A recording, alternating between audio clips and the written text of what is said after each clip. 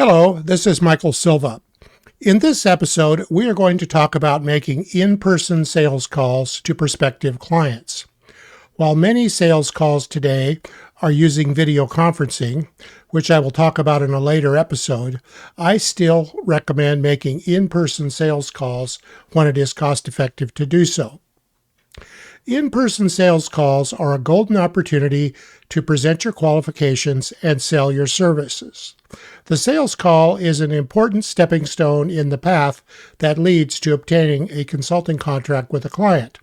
The purpose of all of your other marketing efforts should be to create opportunities to schedule in-person sales calls.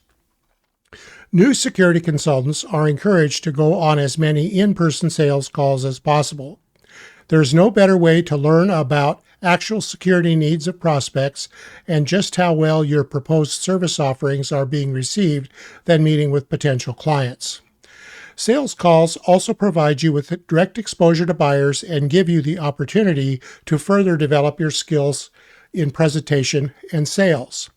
As your consulting practice becomes more successful, you may choose to be more selective about the types of sales calls that you go on, but at the start, I would suggest that you go on every call that you can.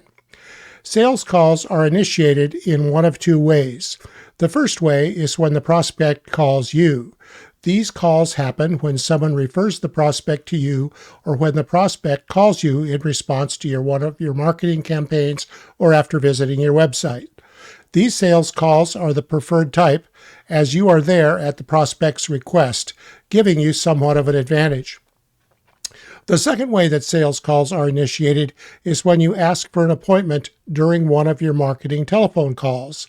Getting the prospect to agree to an in-person visit is a big step in the sales process, but you need to work a little harder during this type of sales call because it was you rather than the prospect who initiated the visit. The goal of the sales call is to sell the prospect on both you and your services.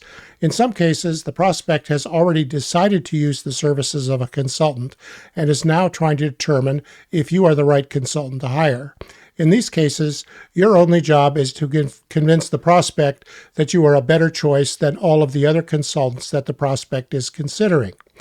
In other cases, the prospective client may not yet be convinced that they need to hire a consultant at all.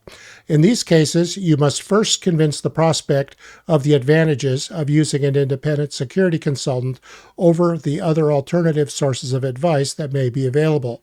After having sold the concept of using a consultant, you may then need to sell yourself. Here are a few suggestions on making in-person sales calls. Number 1, always do your homework on the prospect prior to going on the sales call.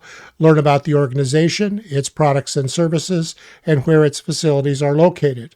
Also search for any recent news articles about the organization, particularly those related to any types of crimes that may have occurred at or around the prospect's facilities. With all the sources of information available on the internet today, there is absolutely no excuse for not being informed. Number 2, dress in a professional and businesslike manner. You should never be dressed more casually than the people you are selling to, but the opposite is usually okay. Clients expect professionals to be professionally dressed. When in doubt, dress more formally rather than more casually during your first visit. If you see that everyone at the prospect's facility is dressed casually, you can then dress down at subsequent meetings. Number 3, know where you are going in advance. Allow plenty of time to get there, even in bad traffic. Being late is never acceptable, no matter what the excuse. Number 4, arrive 15 to 30 minutes early for your appointment. Take a few minutes to relax, cool down, and get prepared. Make a final check of your appearance in the mirror before you walk into your interview.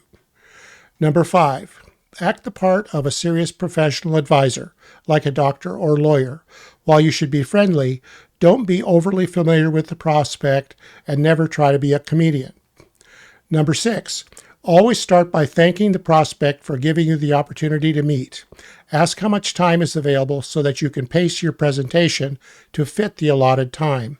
Never exceed the stated time limit unless the prospect requests it. Number 7, be a good listener.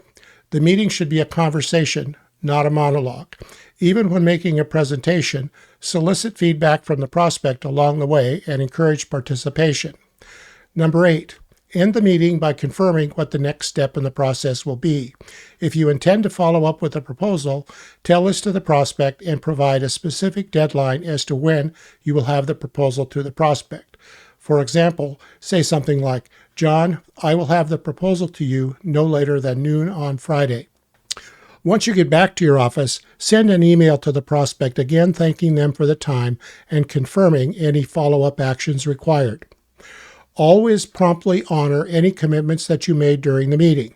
Making small commitments and honoring them is one way to establish trust with a prospective client. Being late in delivering on promises and making excuses about it has the opposite effect.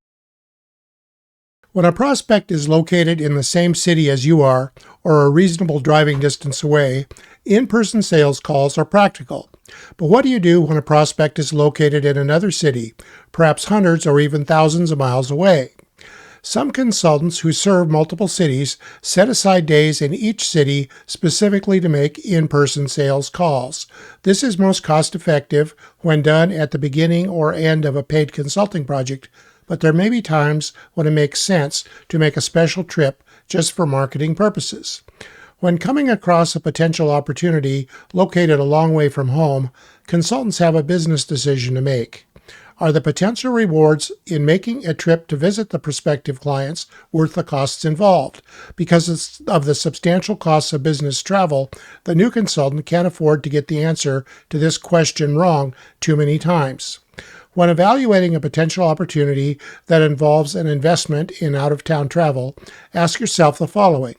Number 1, was I referred to the prospect by a past client or influencer, or did I come across the opportunity in another way? Number 2, am I likely the only consultant being considered for the project, or is the prospect openly soliciting proposals from other consultants? Number 3, am I likely competing with other consultants who are located closer and may be able to provide services to the client more cost effectively? Number 4, what is the potential value of this project in relation to the travel costs involved in making the sales trip? Number 5, is this a one-time project, or is there a likely opportunity for lots of future work? For example, if the consultant was referred to the prospect by a satisfied past client, the consultant was the only one being considered, the project involved a large consulting fee, and there was the potential for lots of future work, it would probably be worth the investment to make an out-of-town sales call. I call these high potential opportunities. On the other hand, if the project was of relatively small size, there was little potential for future work, and the consultant was competing with many other consultants located closer to the project, it would very likely not be worth the investment. I call these low potential opportunities. Many new consultants are overly optimistic about their chances of winning a project, spend lots of money pursuing it, and then are deeply disappointed and have a lot less money when the opportunity falls through. I urge you to use your head and not your heart when evaluating potential business opportunities.